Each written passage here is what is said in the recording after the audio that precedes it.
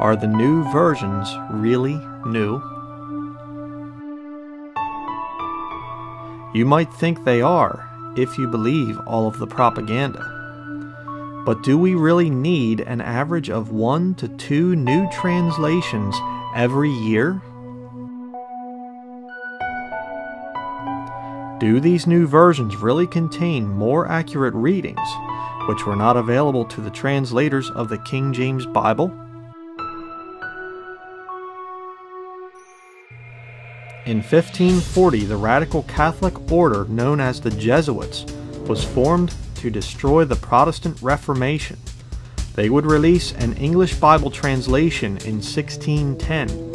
It was known as the Jesuit Douay-Rheims Bible. 1 year later, the King James Bible was completed in 1611. The 1610 Douay-Rheims translation failed miserably and was never taken seriously by any real student of the Bible. So how do the new versions fit into this? They are promoted as being from newer research that was not available to the translators of the King James Bible.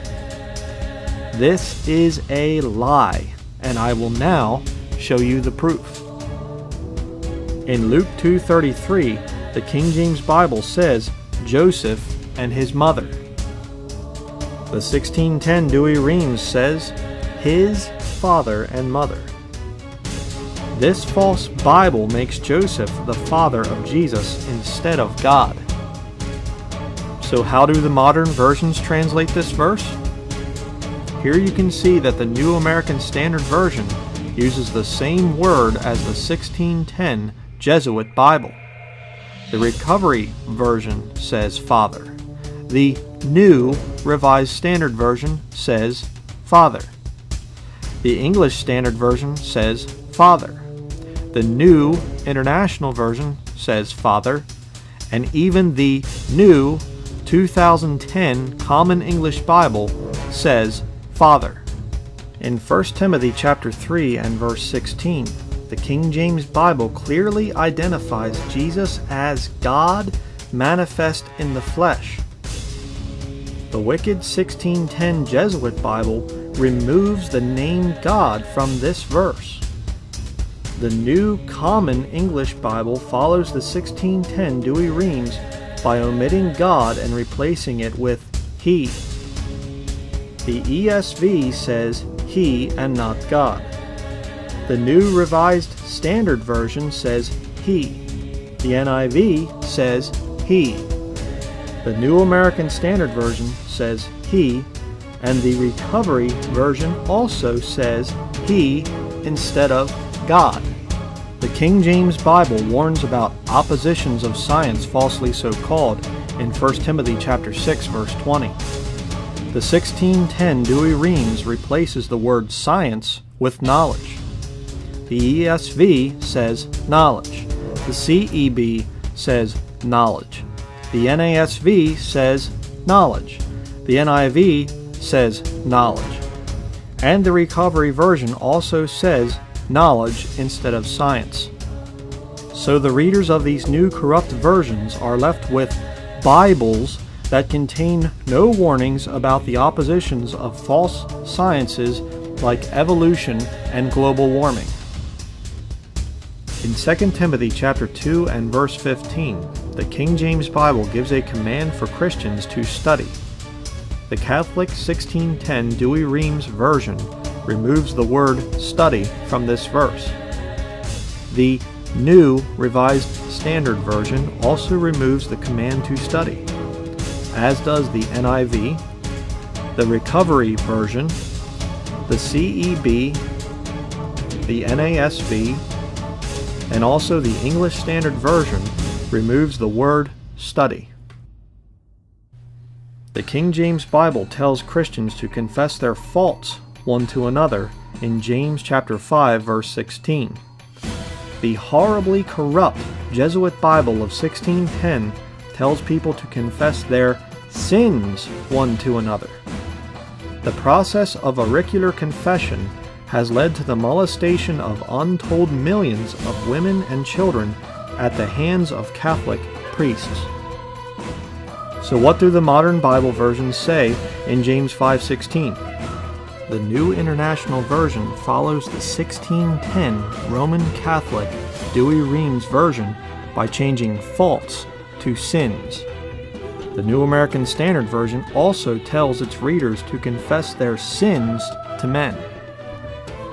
The ESV says to confess sins. The CEB says to confess sins.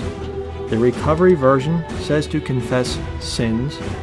And the New Revised Standard Version also advises its readers to confess their sins to one another. Hopefully by now you have seen enough evidence to convince you that the supposedly new readings found in today's modern translations were in fact available to the translators of the King James Bible in 1611. The translators did not use these corrupt Roman Catholic scriptures. They were smart enough to realize that Joseph was not the father of Jesus in Luke 2:33. They knew that no true Greek text would eliminate the name of God from 1 Timothy 3:16. The King James translators also realized the dangers of science falsely so called in 1 Timothy 6:20. These men had a desire for the common man to be able to read God's word in his own language, and they would never remove God's command to study from 2 Timothy 2:15. The translators in 1611 had seen the corruption of the confessing of sins to sinful priests in the Roman Catholic system. That is why God led them to say faults and not sins in James 5:16. These 5 corrupted Catholic scriptures have been refuted by King James Bible believers for over 100 years. And yet the new versions keep coming out containing these verses, which all can be traced back to the Jesuit Douay-Rheims translation. Why won't the new version committees fix these obvious errors? In March of 2011, another new NIV is scheduled to be released. I wondered if this new version would finally update the errors found over 400 years ago in the 1610 Douay-Rheims translation. As I expected, the official website for the newest NIV revealed that the errors found in Luke 2:33, 1 Timothy 3:16 and 6:20, 2 Timothy 2:15, and James 5:16 had not been fixed. I wondered why. Later I was shown the reason. One of the translators, named Dr. Paul Swarup, is a visiting faculty at a Jesuit seminary in Delhi. Other new versions like the Common English Bible and the New Living Translation also have openly professing Jesuits and Catholics on their translation teams. Hello, I'm Doug Moo, Chair of the Committee on Bible Translation, the body of scholars who look after the text of the New International Version of the Bible. As a committee, our task is to translate faithfully the words of God as we find them recorded in the original languages into contemporary English. Please notice how this man uses the term original to deceive his viewers into thinking that the NIV translators have access to the original autographs when they do not. I want to tell you briefly what the NIV stands for and also to introduce you to the forthcoming update of the text. We know what the NIV stands for, and we know that your updated text can be traced back to the 1610 Jesuit Bible. Now listen as he tries to compare the NIV to the King James Bible. In 1611, the King James Version of the Bible sought to solve this problem for the readers of its time. The King James Version tried to recreate the balance of priorities found in the original Greek and Hebrew text. But just like the original documents, the King James Version was unable to escape the effects of time. Here this man smugly states that the King James Bible is no longer any good for today's reader. He doesn't care about the millions of Christians around the world who are blessed on a daily basis out of the pages of their King James Bibles. But I guess we should understand that Dr. Moo is in the business of selling Bibles. He wants to convince you of your need for another new version. So in the last century, a number of excellent new English Bible translations emerged. each with its own particular priorities. In the last century, a number of excellent New English Bible translations emerged. What made these new versions excellent? Was it because they reintroduced the ancient Jesuit verse perversions from 1610 into the Protestant churches without an outcry from the pulpits? And if there are so many excellent new versions available today, why do we need another one? Next, you will hear this man lie by saying that the NIV mirrors the balance of priorities held by the translators of the King James Version. But since it was first introduced as a complete text in 1978, the New International Version has stood as the modern pioneer of a different approach, one that mirrors the balance of priorities held by the translators of the King James Version 400 years ago. The King James translators had access to the 1610 Douay-Rheims verse perversions, and they rejected them. The NIV translators did not reject the corrupt readings. This man is flat out lying to you. The NIV aims to recreate as far as possible the reading experience of the original audience. Its goal is to combine in one translation transparency to the original documents and ease of understanding, refusing to prioritize one above the other. Again, he deceives the viewers by using the word original. This man has never seen even one of the original autographs.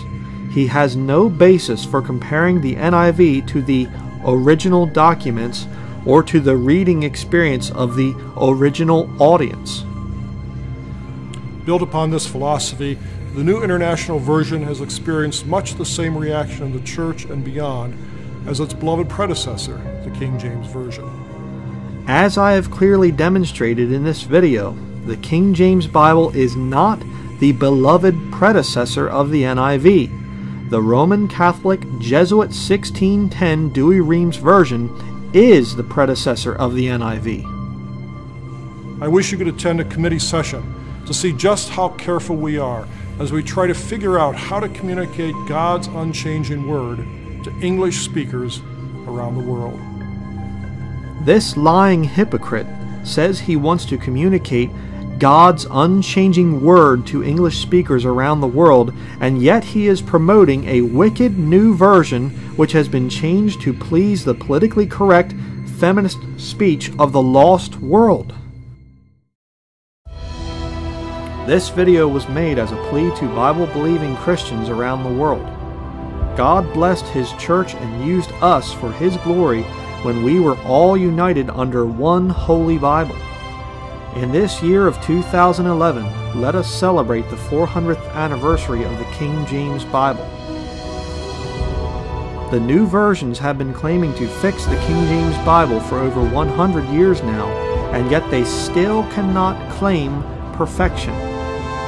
It is time for Bible believers all over the world to unite under the authority of one Bible and to loudly denounce all of the corrupt new Vatican versions.